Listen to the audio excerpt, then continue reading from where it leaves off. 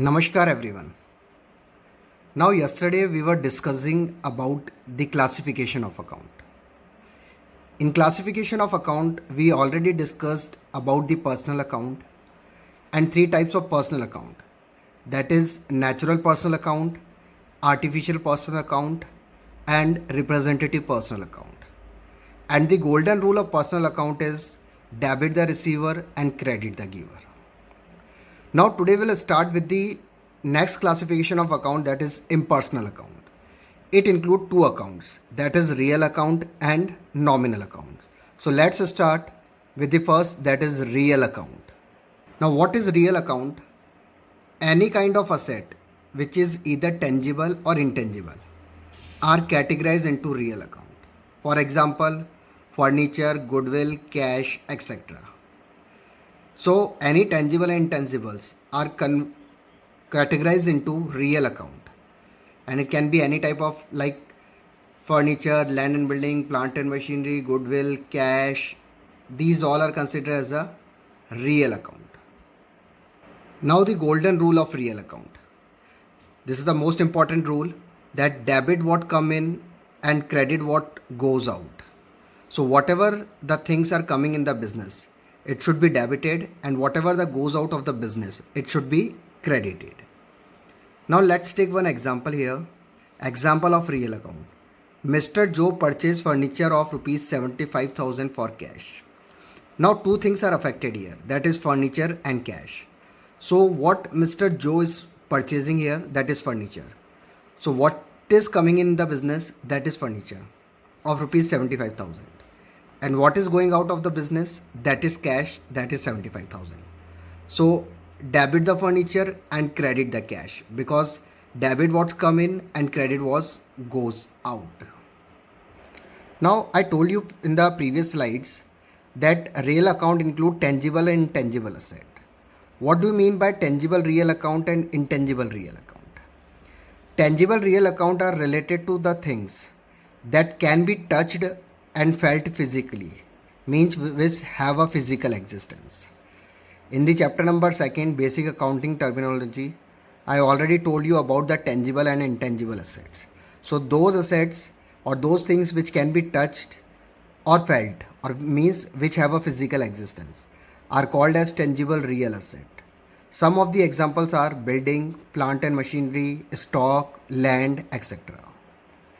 And second is intangible real account, are related to things that cannot be touched and felt physically, means which do not have a physical existence.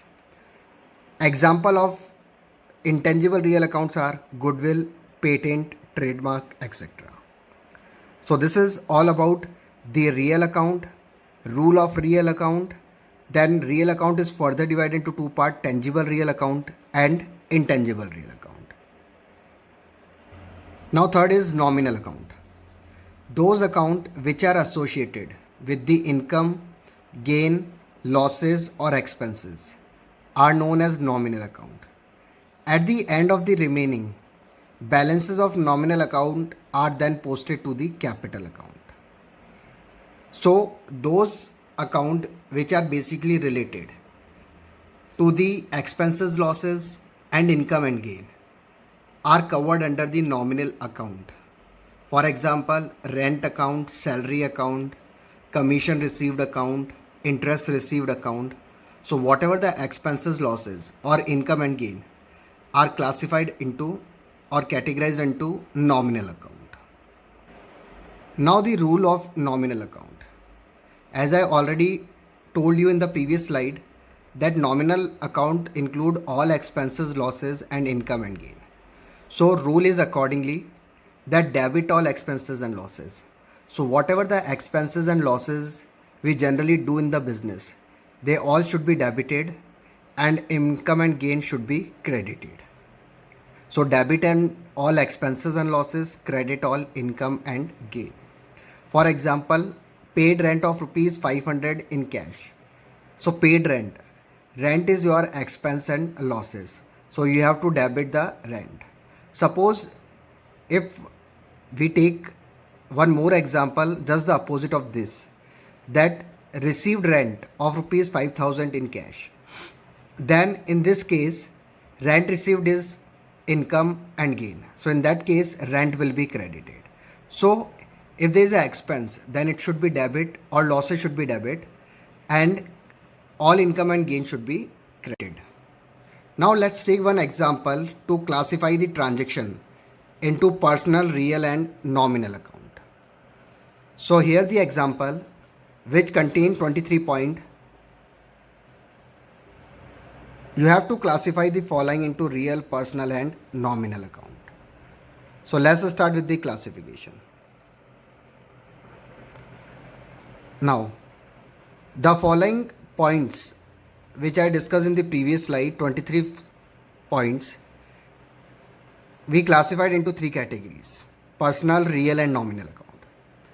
In personal account, we classified capital, drawing, bank, overdraft, bank, debtors and creditors.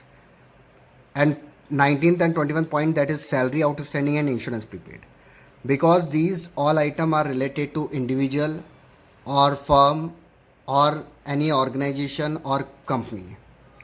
And last 2 points, that is 19 and 21, is a part of representative personal account. Why it is representative personal account? Because they represent a group of person or a individual. That is called personal account. Real account, which cover tangible as well as intangible asset like cash paid, cash received, furniture, cash account, goodwill account and patented account. First 4 are related to tangible asset and last 2 are related to intangible asset. And nominal account covered only those transactions which related to expense, losses and income and gain. Commission paid is your expense, commission received is your income, purchases is your expenses, sales is your income, traveling expenses is your expense, salary account is your expense, insurance is your expense, bad debt written off is your loss, and bad debts recovered is your income and gain. So once again I am repeating here that personal account record only transaction which is related to individual, company, firm or organization. Real account include all those things which is related to tangible and intangible assets. And nominal account include the transaction related to expense, losses and income and gain. And at the last, the rule of personal account is debit the receiver and credit the giver. The rule of real account is, that is, debit what comes in and credit what goes out. And the rule of nominal account is debit all expenses and losses, credit all income and gain. Thank you so much.